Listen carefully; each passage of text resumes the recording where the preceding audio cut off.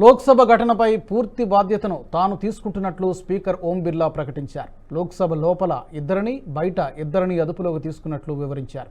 వారి దగ్గరున్న వస్తువులను స్వాధీనం చేసుకున్నట్టు చెప్పారు. ఈ ఘటనపై పూర్తి స్థాయిలో దర్యాప్తు చేస్తామని ఎంపీలకు స్పీకర్ హామీ ఇచ్చారు.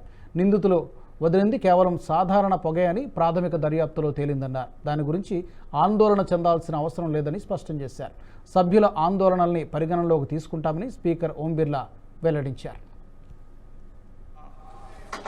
शून्यकाल के समय घटित हुई थी।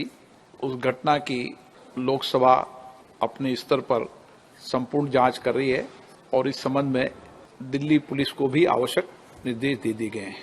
लेकिन जो हम सबकी चिंता थी कि वह धुआं क्या था, वह अभी तक प्रारंभिक जांच में जो जांच की उसमें वह साधारण धुआं और सनसनी फैलने वाला धुआं था। इसलिए उस धुएं की कोई ऐसी चिंता का विषय नहीं, उसकी प्रारंभिक ठीक से जांच कर ली गई है। जिन माननीय सदस्यों ने आज नियम 377 के अधीन मामलों को उठाने के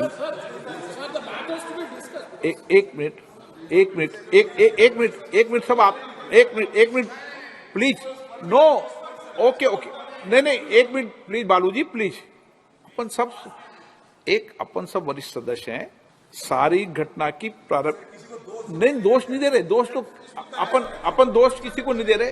एक मिनट, दोष कोई किसी को नहीं दे रहा। ఈ వీడియో మీకు నచ్చినట్టయితే లైక్ చేయండి, 10 మందికి షేర్ చేయండి. అలాగే కామెంట్ల రూపంలో మీ అభిప్రాయాలను మాతో పంచుకోండి. Nationalist hub group of channels ను సబ్స్క్రైబ్ చేసుకుని తెలుగునాట జాతీయవాద జర్నలిజాన్ని ప్రోత్సహించండి. ఈ వీడియో కింద ఉన్న బెల్ ఐకాన్ పై క్లిక్ చేయడం మర్చిపోవద్దు.